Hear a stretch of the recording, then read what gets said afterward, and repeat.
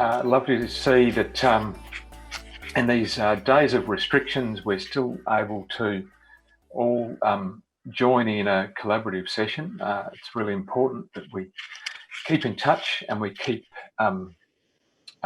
conversations going about the new things that are happening both here at the CRC and more broadly around the world. I'd like to introduce to you today Professor David Panel and Dr. Syed Iftikhar. They have been integral in the development for the CRC water sensitive cities in some tools for the analysis, understanding of economics for a water sensitive city. And we're going to talk, I've got a whole range of questions for them that we'll ask in a minute. My name is Chris Tanner. I'm the Regional Manager for Queensland for the CRC, and I'll be facilitating this session.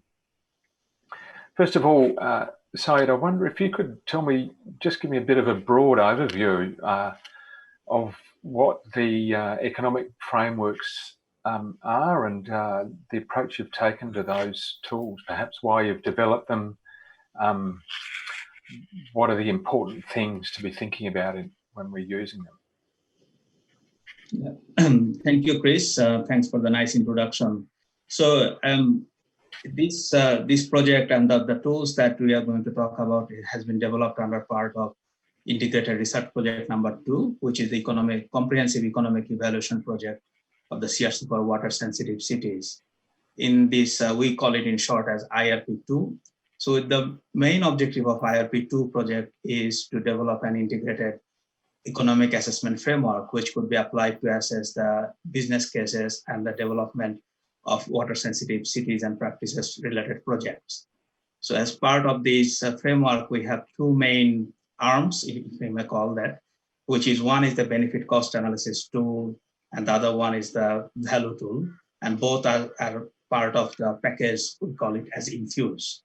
And through this Infuse, we also have developed a set of guidelines and user guidelines and like how to use these tools as well as how to use this existing information and apply it to a particular analysis. So in terms of the need for developing these tools, when we were designing this IRP2 project, which was around 2016 and 17, the need or the gap of the absence of these tools were identified quite strongly by our stakeholders. And then we thought that this is a gap which we could probably fill in as a group of researchers, as a group of economists coming under CRC for water sensitive cities.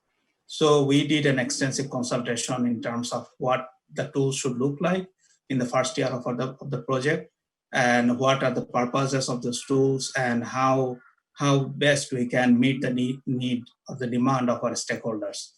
So that's how we have developed these tools, and which are at the moment are at various stages of implementation. So they are using by our case study partners as well as our end users. So the other question is about where we should, what are the elements that we should consider when we develop use these tools. And so one thing is, particularly as a gap, it was identified that the lack of values or the economic values of intangible benefits of these water sensitive cities and practices, which means that many of the cases, these values were not identified or not included in the formal business cases or the development. And that's where this flexibility or the suitability of our tools came quite strongly, in a sense that the benefit cost analysis tool is highly flexible, but at the same time, it is tailored toward, to some extent, to consider or people to think about these intangible benefits. On the other hand, the value tool itself directly contributing to the in providing information in a curated, in a synthesized form, which our end users could directly apply. So that's probably, I will stop here, but when you ask your specific questions, we can answer more broadly. Thank you. I might just comment there on who our target audiences are for the tools. We really had three target audiences. One was existing economists who we thought could benefit from having a standardized tool that was applied consistently across a range of different projects and investments. Another target is non-economists who were interested in being trained up and having access to a tool that was easy enough to use, that they had a good chance of doing decent analyses, particularly with a bit of training and some support. And then the third audience is people in organisations who aren't necessarily going to use the tools in a hands-on way. They're not going to actually do a benefit cost analysis themselves, but they wanted to understand about benefit cost analysis and non-market valuation better, so that they can be more informed users and maybe more informed purchasers of services in those areas. So the various tools and the guidelines and documentation that we've provided are really spread across those three different user groups. Okay, thank you, Syed and David. It certainly, in my mind, ticks lots of boxes, and one of the things I find in any of the sort of questions around what should we do for a water-sensitive city is how to realise the value across a range of different sort of questions, a range of different issues, and to get away from thinking about one aspect only. And my experience with this tool is that it's fabulous at helping you sort of bring in the I would call it the multiple values associated with a water sensitive city, whether that's urban heat mitigation or recycled water or creek greening or whatever it happens to be. But of course it's, and you've touched on this, David, it's suitable for a number of different users. How do you make that decision about who needs to use it and when? I guess it's not our decision, really.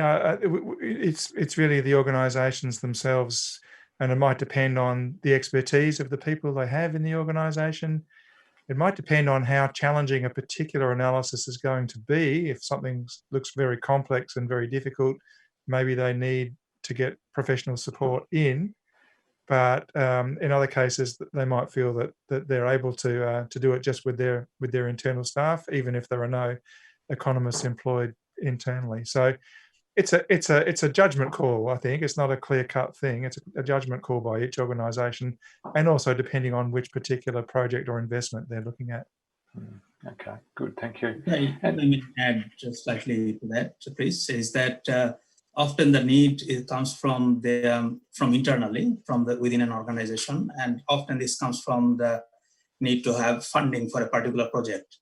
And so people often realize that, especially with these kind of water sensitive projects, they are, as you have rightly pointed out, they have multifunctional, multiple outputs and multifunctional intangible benefits. And if they do not consider the whole, do not take a comprehensive valuation of these projects, then they often do not stack up in comparison to cost and compared to some other projects. And that's why they felt the need for having a more comprehensive evaluation. And that's where our tool could help. And maybe I could just give a picture of how that works a bit. So within the benefit cost analysis tool, we have a checklist of 20 different categories or types of benefits that we've identified, or our partners and users have identified, really, as being likely to be generated by some sorts of water sensitive projects. And so in a process of developing up an analysis, the users would go through that list and discuss, debate whether those benefits are relevant to this particular project. And some of those benefits are relatively straightforward, financial or economic benefits, but others are more intangible, more difficult to quantify. And for those, they would then go over to the other tool, the value tool, and work through a process of trying to find existing studies that have already quantified the benefits of those other types of relatively intangible benefits that we've collected together. Yeah. Okay, thanks.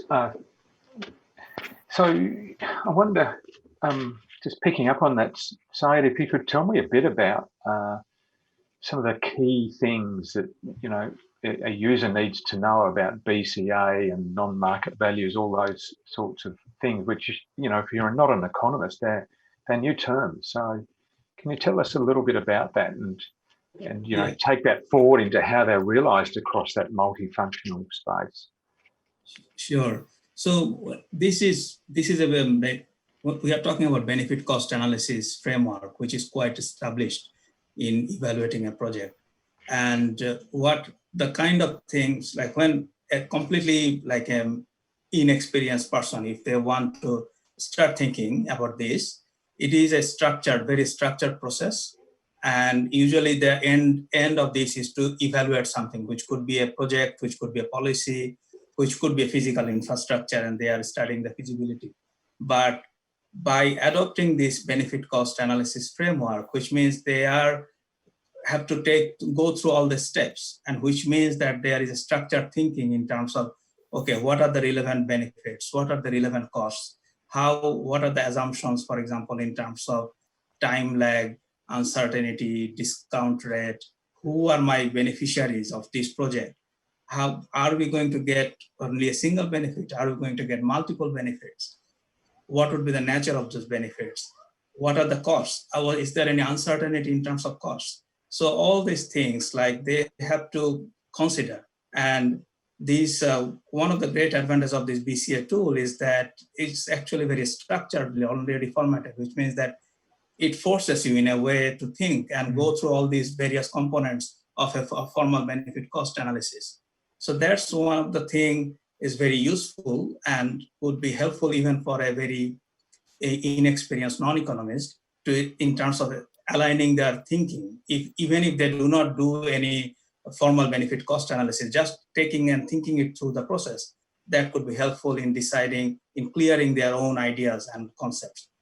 And in terms of getting these benefits or the values of intangible benefits, that's slightly nuanced in a sense, because that's where they need to know a little bit more about how the non-market values are collected and how these values could be transferred from one location to another location, or from one time frame to another time frame. And that's where this benefit transfer or this value adjustment process would require a little bit more training or a little bit more understanding of the economics part. But in together, they are helpful in terms of thinking. Actually, I see that is a greater benefit for a non-economist. Like, going through the process is to aligning and shaping up, scoping their project. Dave, do you want to add anything to this? Yeah, no, I think you've covered it pretty well, Syed. It is, you know, benefit cost analysis sort of from the outside might look a bit like a black box. And so we've really tried to break it down into all the relevant components and include things like the risks and the human behavior and the values and the costs. And so as you work through the evaluation of a process, it leads you through it in a very step-by-step sort of a way, starting with a very clear definition of what the project is that you're trying to evaluate and what the objective of that project really is, and then sort of building from there. So it really forces the user, perhaps sometimes against their will, forces their user through a process of thinking clearly about what the project is and what it will generate in terms of benefits and costs. Yeah, and look, I can certainly vouch for, you know, I'm not an economist. For my sins, I trained as an engineer and then a town planner. And I've found using the tool, all those attributes really come to the fore, the structure, just the helpful definitions and the support built into it really help work through the sorts of issues that are arising in these questions, you know, around economics in a way that I couldn't do before. And, you know, it's incredibly helpful in that respect. You know, obviously you get to a point where somebody who's not trained can become dangerous. So how do you make that decision to, what are the things you need to think about when you make that decision? And, well, perhaps I should go and get a professional economist. Can you shed some light on that, David? Yeah, really good question. Certainly it is possible to know just enough to be dangerous. We have been offering a series of training workshops around the country. Syed and I have both done a number of those in every state, and that's a first step. We want our users to be reasonably well trained. But I guess my experience of working with people is that even that's not enough. There's a need for a bit of ongoing coaching and support when new users start to actually use the tools to do benefit cost analysis. So we've been providing feedback to people as they're doing their initial efforts. So personally, I would recommend that new users have a go once they've got the required training, and but involve an experienced economist in the process as a bit of a mentor, providing feedback, prompting them of things to watch out for. There are a few sort of tricky issues to think through. Syed sort of mentioned the importance of the way that you think about evaluating a problem, and although benefit cost analysis is the sort of the ultimate in logic, it's very logical and structured. It does challenge people when they first confront it to sort of get their mind in that space and think about evaluation in a very appropriate way that will fit into a benefit cost analysis. And so you're quite right, Chris. Sometimes we find that people haven't quite got the right end of the stick when they come up with numbers or assumptions that would go in, and they do need to be helped and guided, sometimes challenged. That's another thing that we find, that there's a bit of a tendency for people to get a little bit optimistic about what a project might achieve. And so it's very appropriate for an external person to come in and say, oh, gee, that looks a bit ambitious. Are you really sure that this project will achieve that? Or, of course, sometimes it could be the opposite. Maybe that the reviewer is aware that of benefits that the person who did the analysis is not aware of, and so can sort of beef up the benefit side of the analysis. So yeah, we do strongly recommend that, particularly early on, that people use the expertise of a practiced economist to help guide them. And as I said, for larger, more complex projects, or ones that are particularly important, maybe particularly expensive, maybe you would choose to go with an experienced person anyway, but you might ask them to use our tool so that it's in a standardized format. You can easily compare it with other projects that have used the same structure, the same set of tools.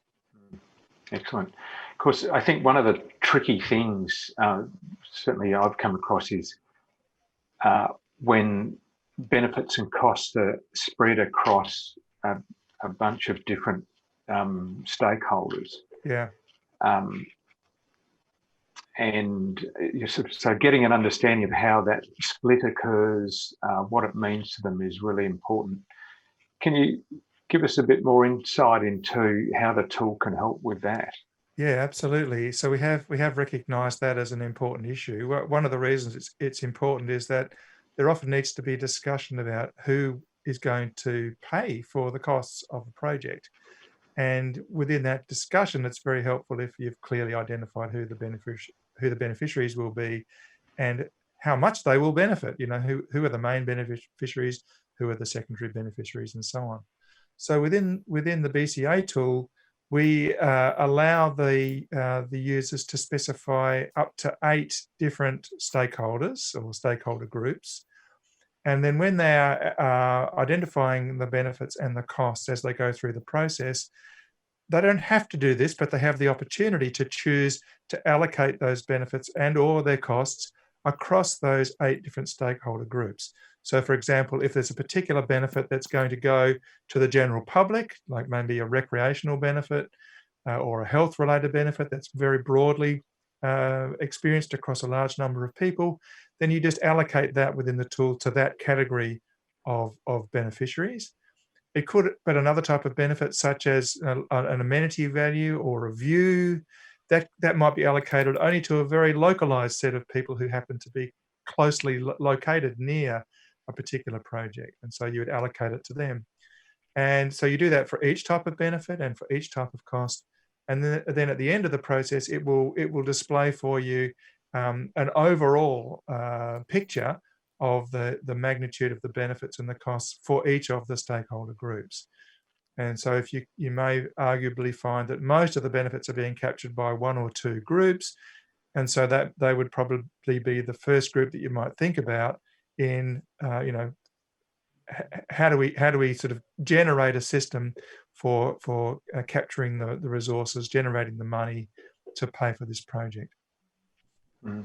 And okay, that's excellent to know you can do that.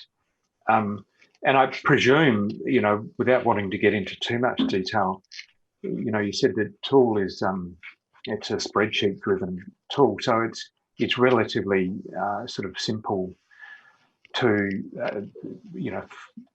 in essence fill in some columns of information just with the right allocation of whether it's costs or benefits to Absolutely, yeah. sort of see how that spread works. Yeah, we have, if we say that it's a spreadsheet, that might sound like it's very flexible and open-ended, but I guess I'd like to emphasize that that's not the case. It's pretty clearly guided as you work through, and the system is very strongly protected. So you can't enter numbers that are not within, predetermined realistic ranges for the different types of things that you might be entering. If it's a percentage, you've got to enter a percentage. Mm-hmm. You can't cut and paste within the tool because there's always a risk with a spreadsheet that people will cut something from one part of the spreadsheet and paste it in elsewhere and actually destroy the spreadsheet because all the formulas get messed up. So it's actually, that is just switched off. You can't do it. So we've gone to a lot of effort to, watch what people do with the tool and find where things go wrong and try to protect it and provide guidance at all stages, including video guidance. So with each question in the benefit cost analysis tool, there's a brief video where if you're not sure what you should be doing at that point, you can click on a button, it'll play a little video for you to give you some better idea of what you're supposed to be doing. All of that is, of course, already captured in our written documentation, but we've tried to make it really conveniently available right when you need it within the spreadsheet itself. Excellent. And is there some scales at which the project's better or worse? Is there a sweet spot there? Big, small, medium? Yeah, that's also another good question. Quite a tricky one. Another one where it's a matter of a judgment call.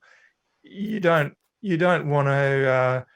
Doing a benefit cost analysis is not a simple, quick. You don't do it in half an hour. It's going to take some effort. It's going to require some consultation. It's going to take some reading of technical material and so on. So it's a somewhat costly thing to do. So you don't want to do it for every tiny project. You don't want to spend more on doing the benefit cost analysis than on the cost of a project. So of course it makes more sense to invest in a very comprehensive, careful analysis if the project you're evaluating is very large and very important. But you're asking the question about where do you draw the line, and that's quite a difficult one. Clearly, a project with a budget of a few $1,000s, you probably wouldn't bother. A project with a budget of a few million, I think you probably definitely should. In between, I guess it depends a little bit on your experience. A small project might still be worth evaluating in a full benefit cost analysis and a full value tool analysis if it's a sort of project that you're going to do a number of times, because even though it might not be worth doing for this project if you only consider that project, you'll learn a lot probably from doing a reasonable analysis that you can then apply when you're thinking about other similar projects as well. So it's not I'm waffling around a bit because it's really not a question with a clear answer. It's one where people will have to make their judgment and think about the broad applicability of the analysis that they might do. So if I may add something to this, Dave, like we also have another tool, which is the rough BCA tool. Oh yes, I should have mentioned. Which could be the initial screening of a project, like whether it's which could help in deciding whether you want to do a full-blown benefit cost analysis or not. Because in the rough BCA, it's mainly expert judgment with some structured formulas that helps you very quickly screening through a list of projects, which projects could be more beneficial, or which projects could be cost effective or not. So that could be one of the guidance that you could decide to use when you are deciding on a full-blown benefit cost analysis or not. Yeah, the rough BCA tool is something that you could apply in half an hour or maybe an hour, but it is, of course, very simplistic, but it's designed to help people start to think about a project as a sort of a precursor to doing a full benefit cost analysis. But it also might help you make a judgment about whether you even have enough information about a project for a full analysis to even be possible or worth doing. So it serves both of those purposes. Okay, so we have I just want to get this right in my mind, and you know, hopefully it sort of our audience can you know, properly understand this. So an approach could typically be, you know, you've got a question and you recognise that it needs some you know, some input from the economic side, and perhaps you're reporting up the line to your you know, executive manager, or you know, the person who'll make a decision. So, and it's very early days in a process. You know, it's more of an idea about something that should be done. So, initially, I'm right in saying perhaps that you would use the rough BCA tool to understand the information, the types of questions you should be asking yourself, perhaps help you hone in on critical areas of the you know, further investigations you might choose to make. If on the basis of that the project looks like it should be pursued, you'd perhaps then go to the full tool, and perhaps particularly if it's a large scale project with a, you know, significant amount of money involved, depending on your own skills, you would then bring in other expertise, whether it be you know, a professional economist if you're not one yourself, or other opinions and so forth. Is that a fair kind of? Yeah, that's good. I mean, it's often quite helpful to form a little team. I mean, you know, thinking through the benefits and costs of a water sensitive project. There are a number of different aspects to that. There could be engineering aspects, there could be biological, ecological aspects, there could be behavioural aspects. And so it's often quite helpful to form, you know, maybe 2 or 3 people team to sort of talk through those various aspects. So this is at the point where you're doing the full benefit cost analysis. So, but of course, I think it's helpful to have one person sort of leading the process. And so then I might just sort of backtrack a little bit and say, at that stage where you described, Chris, where you've done a rough benefit cost analysis, if it's just a very small project, you might decide that's enough, right? You might at that point say, okay, it's just a little $5,000 project or something, just in a small local area. I've looked at it from the BCA with the rough BCA. It looks really good, or not so sure. Make a decision just on that basis. But if it's a more substantial project, or one that you really feel that you need to look at more deeply, go to the full benefit cost analysis tool. As you say, get the level of expertise and support that you need. It might be people with other disciplines than yourself that are expert in that type of project, or it might be an economist or as well. And then once you've sort of into the benefit cost analysis tool itself, it will guide you it'll help you make decisions and judgments about which benefits the project might generate. And if some of those are non-market, so these intangible types of benefits, then you'd go over to the value tool and go through a process of generating the information you need about how large those benefits are likely to be, bring that back into the main benefit cost analysis tool and complete the analysis there. Excellent. So, I'd add a little bit on this case, is that it's the benefit cost analysis is an iterative process. So you can initially, like you have decided on doing a full-blown analysis, but you can start with whatever information you currently have in consultation with your team, of course. But then you can identify where are the gaps and where you have to actually spend or hire a consultant to get some more information or do some more research or something like that. And then you can do a full-blown complete benefit cost analysis. So you can take a stepwise approach as well. That's a really good point, Soda. And in fact, there's another way in which it can be iterative. I found working with people in organizations that they come to an analysis with a particular idea about what the project would be, a little bit like what you were saying, Chris, that it's early in the stage, that in the process, they think they want a project of a particular type. We start doing the benefit cost analysis. I start asking them some very difficult questions, and then they start to rethink, oh, hang on, is actually, now that we've thought this through a bit more, maybe that's not the best idea for this project. Maybe we should take it over here in a different direction. Or maybe there's 2 or 3 ways we could go with this project and we're not sure which one looks best. We'll do a benefit cost analysis of all 3. And that will help us make our decision about how we take the project in the long run. A further question for you, David, is about when you're looking at a project,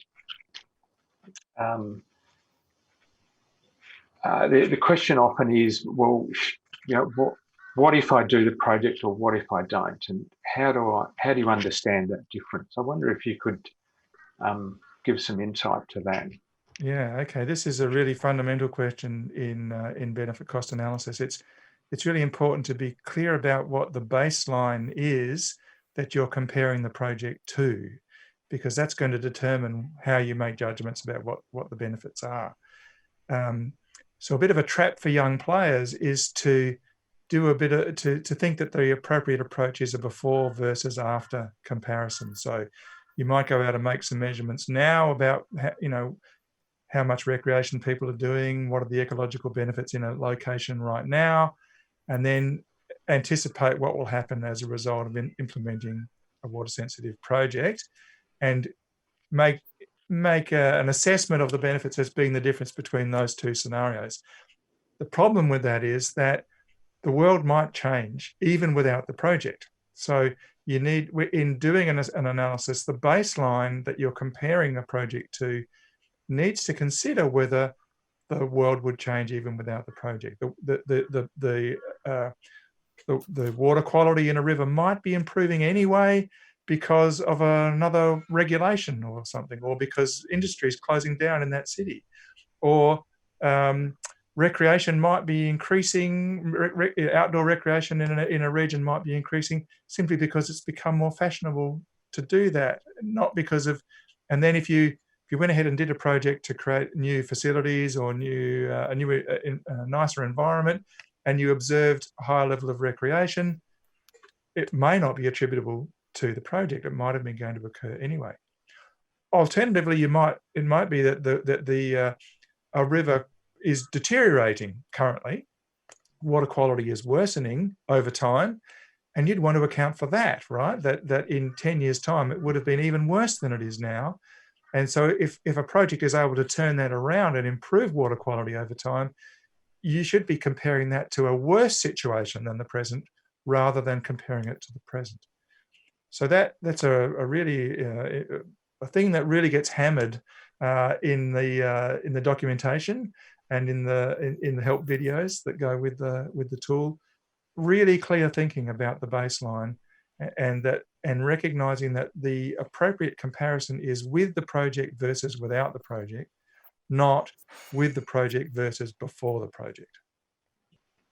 Leads me to a perhaps could be considered a bit of a detailed question, but a really important one, one that sort of I'm always intrigued about, which is discount rates. And now I'm hearing that because of the COVID-19 lockdown and restrictions, discount rates have changed.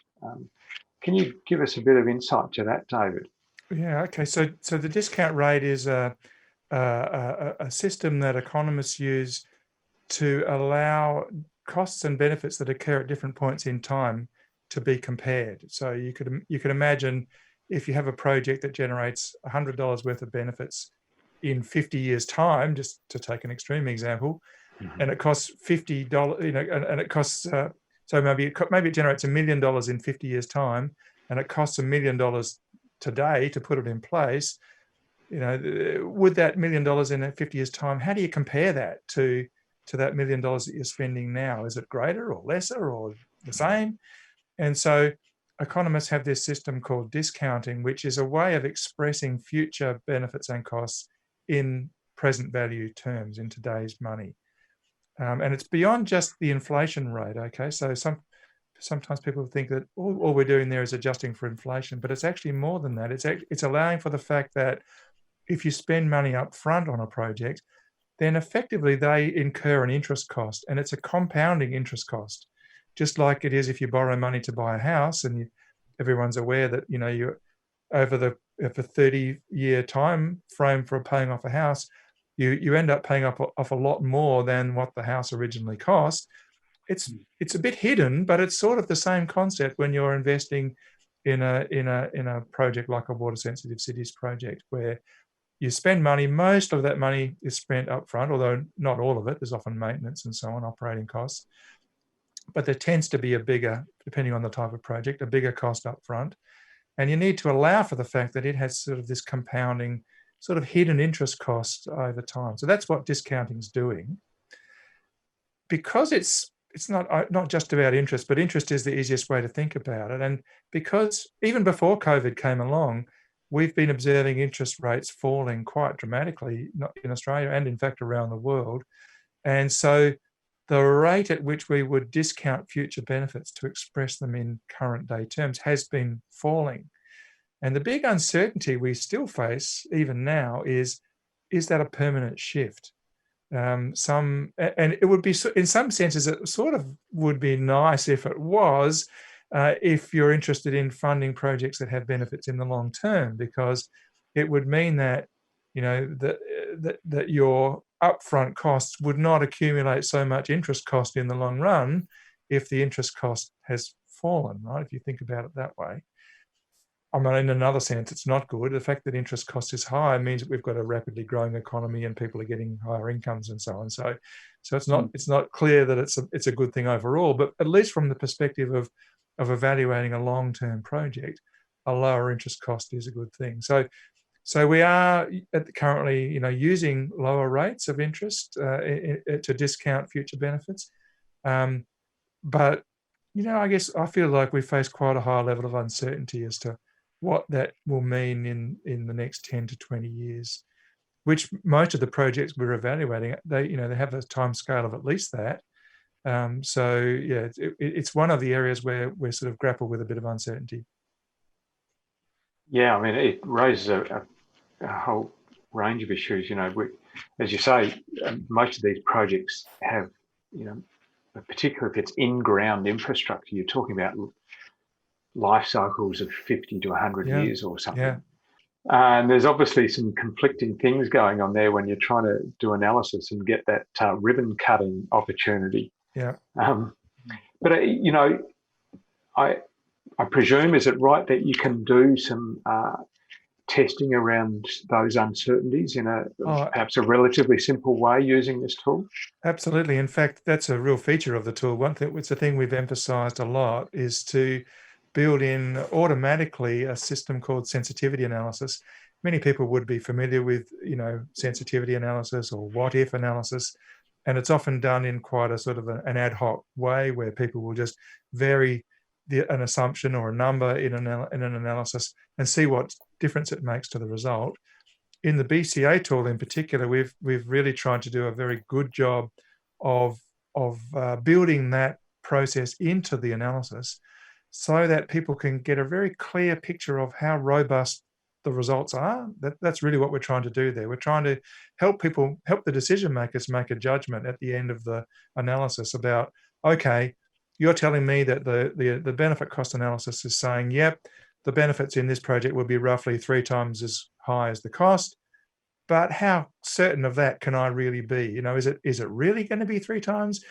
Could it be 10 times? Or could it be less? Could the benefits be less than the cost? What's the chance I'll invest and then regret it later on? And so we've got, I'm not going to go into details because it'll take too long to describe, but we've included within the tool 5 different ways of asking that sort of question. And it automatically generates this analysis as you go through the analysis. So it's very, very simple to get what is really quite a sophisticated sort of uncertainty analysis at the end of your analysis. Yeah. Sounds excellent. I mean, one of the things we grapple with, I never forget a chap called Ted Gardner, who was at the time Department of Primary Industries chief scientist, saying to me, he could never be an engineer because we dealt with so many uncertainties. And so, whereas he was looking for rigor, of course, because he was coming from a science background, but I guess these kinds of methods of dealing with uncertainties help at least get an understanding and bring together the science and engineering and help ultimately our decision makers.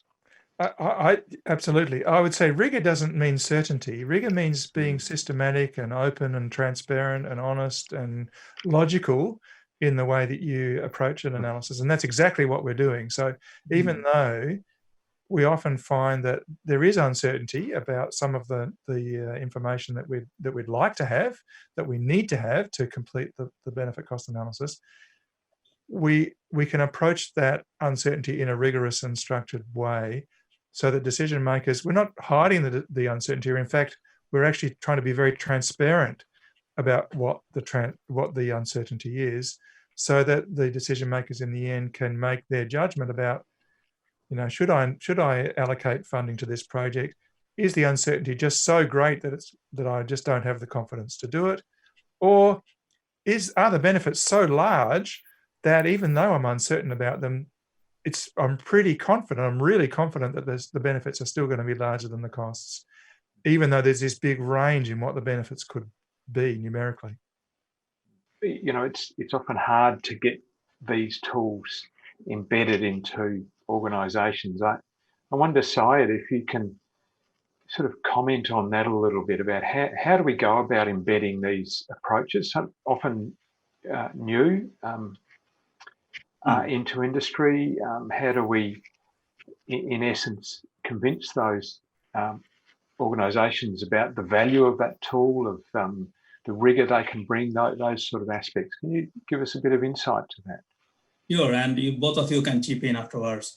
So I think one is that there are a couple of steps. So if you want to convince someone to adopt a new tool or a new practice or something like that, so they need to know about that, like what is the tool, what is the capabilities, which means that if they can participate in our trainings, or if they can at least go through our materials, that would be helpful for them. And then secondly is that it's the demonstration. Like it's not only about that knowing that yes, this tool can do this. Like they need to see it actually can do something, which means that as our researchers or as the proponent or like early users of a tool, we can play a key role in terms of demonstrating how these tools could be used, has been used and could be used. And the third thing is that it's the peer effect, which means that they need to see that people who are in the similar position or organizations who are similar nature, they have started using these tools. That's what gives them the confidence in terms of, okay, we probably can also use these tools. So there will be always some early adopters, which will be a little bit risk taker, and they will be trying to innovate, and they will be trying to adopt new technologies, new tools, etc. So if as a researchers or as a team, if we can identify those early adopters and then try to convince them through demonstration, through information sharing, through being open in terms of the advantage and disadvantage of these tools, then there could be spread out like the effect in terms of like the peers could start seeing the benefits of application of these tools. And that's how there is a cultural shift. That's what basically you are asking about, like, and only through a slow and gradual process it could happen. There might be a rapid shift as well, but I'm not saying that it's not possible.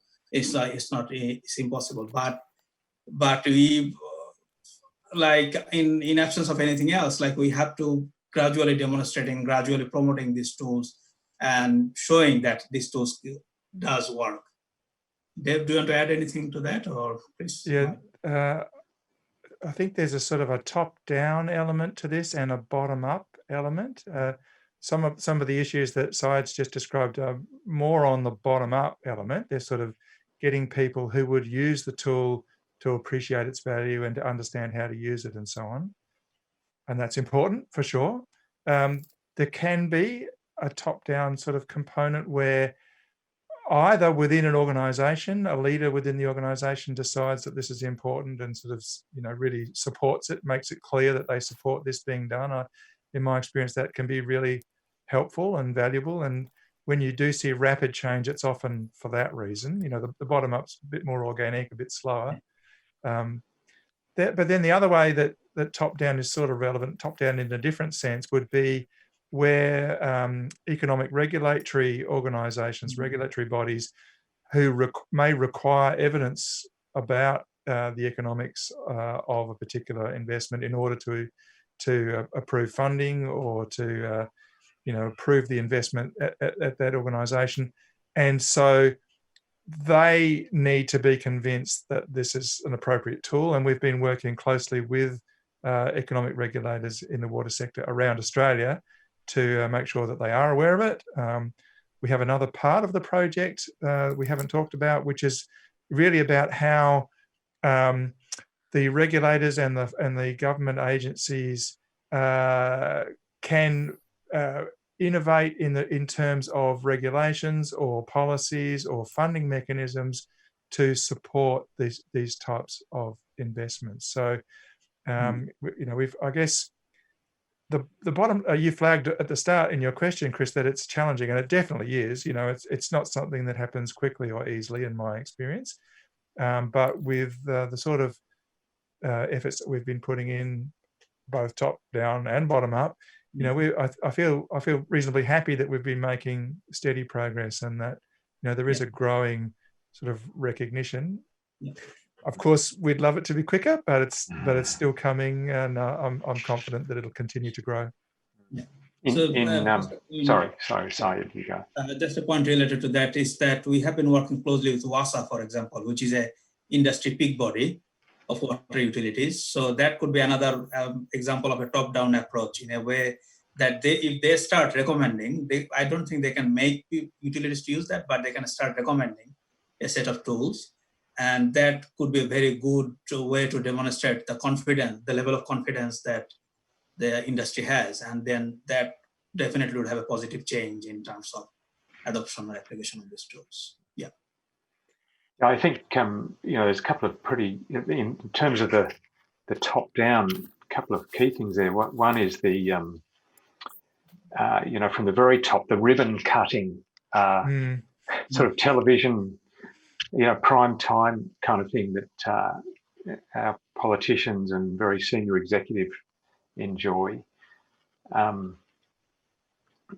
And I suppose I'm fortunate at the moment. We've got a few things on around Queensland, looking at how we can align the water service providers with shared visions, and a whole lot of work with the Gold Coast Council. One of the things that's coming up continuously in that work is this idea of shared benefits across the whole water cycle. And I think, it seems to me if we can use the tool to demonstrate the value, then we can get the politician to own that and cut the ribbon. Then we can really sort of mobilise that top down as well. But those projects are being done at the very senior levels of those organisations. So there are some great opportunities there, and but at the same time recognised by the people involved that figuring out what those benefits and costs are, and dealing with the intangibles, the non-market values, and seeing how that fits across the stakeholders is not an easy thing, and it needs to be done with rigour and so forth. Okay, that's excellent. And gee, so it sounds from both of you, we've got a fabulous tool here, I think.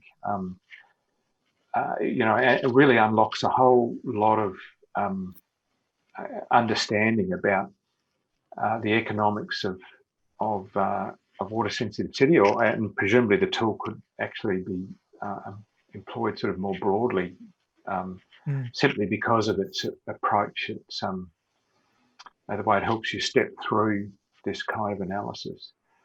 But as I think I said earlier, my experience with new ways of doing things is getting having a tool to provide this understanding, to understand and look at it from the perspectives of the different organisations involved, is super important to be able to understand the externalities, these non-market values, or in some cases I think they are market values, they're just not built into the current regulation, or they're realised elsewhere in the system and not in a particular stakeholder's sort of framework. Yeah. It should, and I certainly hope will, really help us advance these ideas around bringing water into our cities, help our politicians make decisions to do that where it's appropriate, and give support to the officers, the consultants, the community that would like to see these things happen. So look, have you got either Syed or David any sort of closing comments that you'd like to make? You go first, Syed. So throughout the whole CRC, the tools have been developed, it has been tested. So we are now looking for more opportunities to test and actually applied in real case studies and real analysis. So if anybody is interested to apply these tools, please get in touch with us, and then we can help as long as we have the support and the time frame available. But very happy to help. Yeah. Excellent. Gee, well, I've got a few things in mind, Syed, so I need to give you a call. And my final comment is, we've talked about these tools as being economic tools, and they are, but they're more than that in a sense. They're actually tools to guide good decision making. So they're, I work in an area called decision science or decision theory, and a good benefit cost analysis is very consistent with what smart people have determined over a long time is the right way, or a sensible, rational way to tackle decisions about complex problems. So it's not just about economics, it's about structured, systematic decision making in general. Yeah. Excellent. All right. Well, look, Syed and David, thank you very much. It's been a great insight to the economic framework for water sensitive cities. Thanks, Chris, and thanks for your enthusiasm. Thank you.